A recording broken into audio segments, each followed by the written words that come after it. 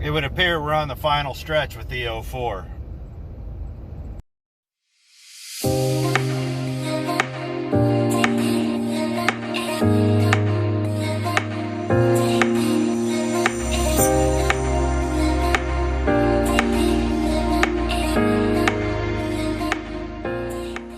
So if y'all have been following along, we've been putting this 2004, oh son of a, spilled my coffee everywhere. These cars don't have cup holders worth a tinker's damn in them. So that's why everybody put them in. They sure don't fit a mug, I'll tell you that.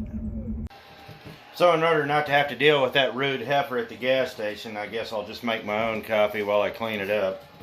Get a little Black Rifle. Crank out the percolator. Grab a towel and head out there and clean this mess up. It really got everywhere. It's everywhere. Yeah, it's all there, all down there. It's puddled everywhere. On a bright note, I like the rubber mats for this, but the car does smell good. Okay, let's try this again. I don't like using these cup holders because these things break and these really don't hold the coffee cup worth of crap. So as I was saying, we're in the 04 today and I'm finishing up a few things. I'm going to go check out some tires. Truthfully, I kind of just want to sell it, honestly. I've got other projects I want to. Winter's coming, and it just, the project's about over. And you know, if the car was worth a little more, I'd put new brakes on it. I mean, I'd really do it upright, but the fact of the matter is these cars just aren't worth what I wish they were, honestly. But that being said, that doesn't mean we can't still do a few things. I'm going to find the shake in the back. I think I got a bad U-joint. And that humming up front, I got a pretty good idea what it is. So we got to head to town. I'm going to check out some tires and then we'll get back here and swap out a few parts that I bought last time I was home at the junkyard. So let's get to town. Now when I'm looking for a good used set of tires, I always check Alex first. He's a tire guy up there in Hayesville. It's a little bit of a drive up there, but it's worth it, and it's about halfway to Wichita, so I check him first, and then he always gives me the best deals if he's got the tires. So let's go check him, and then we'll just go from there.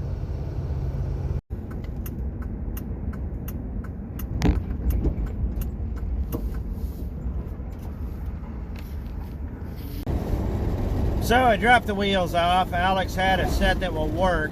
They're not exactly the same size. They're still 60R16s, but he was talking about a problem that we all have, and finding 16s is kind of like finding 15s. It's hard. So we're going to put 205s on the front and 235s on the rear. Give it a little bit of rake. It shouldn't throw the speedometer really off that much. If at all, really. And I get these wheels back for the other cars.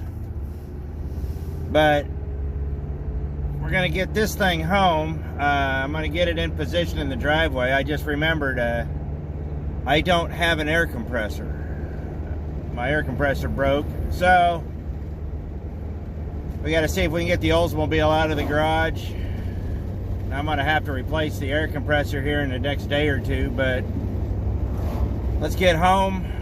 This shaking, that's these tires. These tires they've had it. So let's get home. Let's start getting things lined out, and then I got to come back up here in about an hour and go pick the tires up. So I guess we'll see you then. So we made it back. So let me show you what I got. So I got these for the back. These are 235 60R16s, and these for the front, which are 205 60R16s. I don't like the mismatched size. To buy new, which was literally all I could find, to buy new, it was going to be about $600. I gave $250 for those. And that's, you know, mounted and they are balanced, so it should go down the road just fine. But when you're dealing with tires, it's a crapshoot, especially in today's market, because used tires are getting more expensive, and in a lot of cases it's just cheaper to buy, in the long run, to buy new. So we're gonna get these put on, and I'm gonna jack up the rear end and try to see what that shake is under there also. This will be, like I said, this will be the last weekend I'm working on this before I put it up for sale, so let's get it all done up. Okay, so we got the car jacked up. I'm gonna crawl underneath it here and let's see what we find. First thing I noticed is that this 04 has that. I thought that was interesting. That's that charcoal canister down there. I didn't realize they were doing this early. So let's take a look. It's surprisingly clean, honestly. Well, with the one exception. We've got a leaking pinion seal right there, but underneath here, it's surprisingly clean. Reach up here and grab the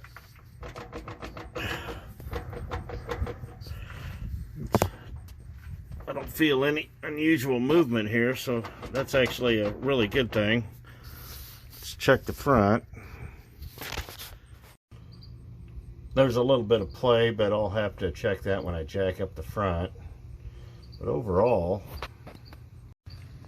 what I'm seeing under here isn't anything that would really cause me any real alarm. I mean, it shows a standard wear of a car with this many miles on it, and truthfully, it's not as bad as you'd think.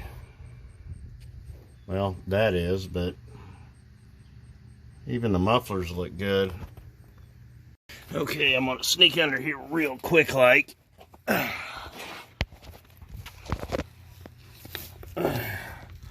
Take a look at this.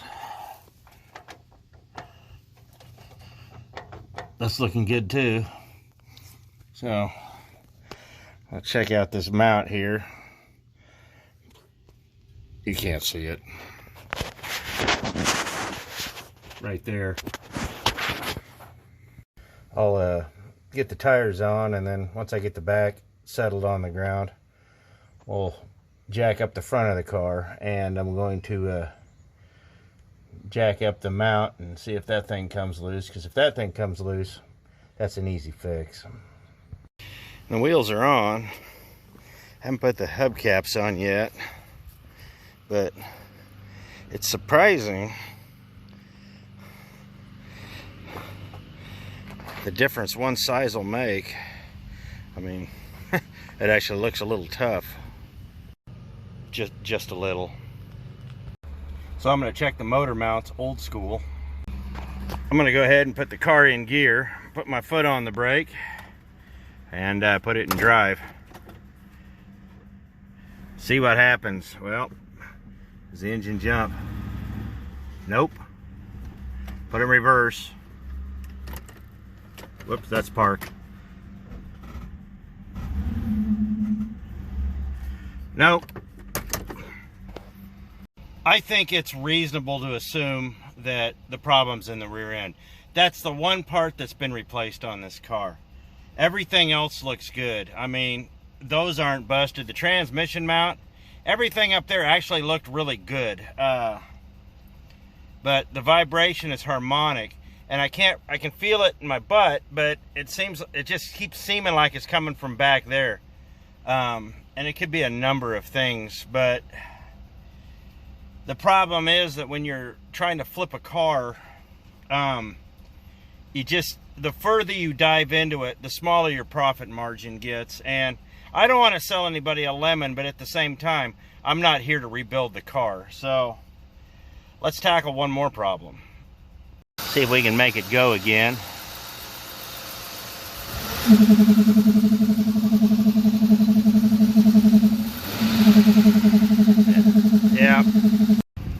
coming from the airbox too. It almost feels like a baffling problem, but instead of being baffled, I got a new tube, so let's throw that on and see if that fixes it. So when I was at the junkyard, I got a new one of these, and that hopefully that should solve the problem. Oh, well, this is different. It came off an 04 too, go figure. So due to sheer tyranny of will, I've got that put on. It seems like every part I've bought for this particular car will go on the other two, but this car has just been different, very different. So it's on there a little tight, but it's in the proper location and everything's hooked up. So let's see what happens. It's running, so let's give it a little bit of gas.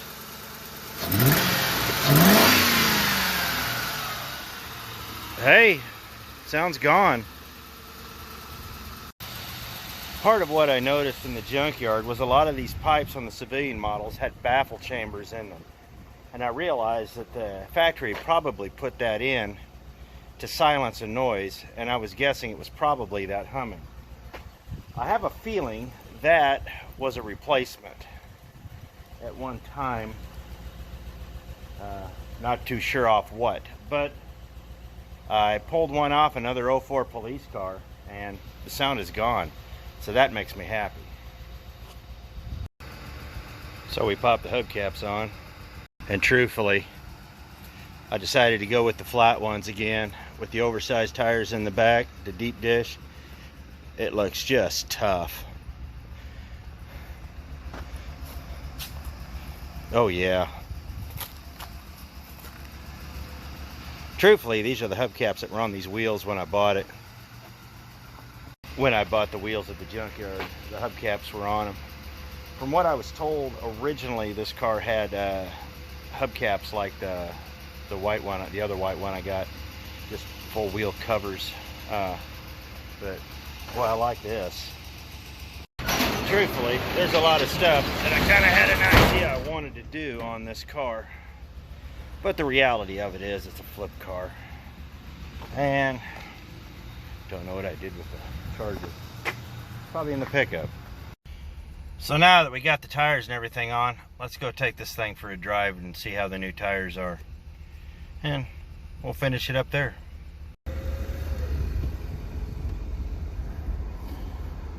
So the reality of it is, you just can't keep dumping money into cars you're gonna flip.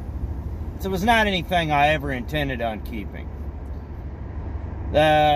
One of the things that a lot of people I don't think realize is that the only reason I really took on this project as serious as I did was because I had a lot of the parts already. That strut, if I was to buy that strut, minimum 200 bucks. I mean, sure, I could build one a lot cheaper than that, and I got the parts to do it, but to buy a fully assembled struts, the cheapest ones I found are just a hair over $2 bills.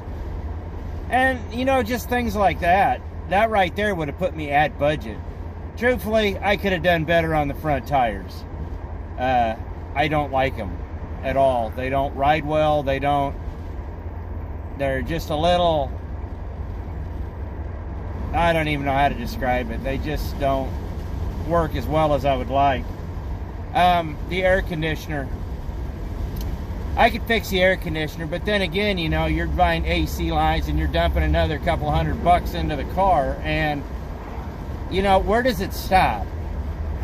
And if this was my daily driver, I would go right ahead and I would spend the money. This is not my daily driver. This is a flip car, like I said. So you have to kind of keep things in perspective. It's getting a little windy. Let me roll up the window here. Still a little warm. So, but the car is riding a little better. It's still got the shake, but I think the shake is in the rear end, and there's not anything I can really do. I mean, to really get this car solid. Now, if this car was worth $5,000, $6,000, $7,000, when I go to sell it, yeah, I would probably put another rear end into it, and I'd probably do the brakes all the way around on it.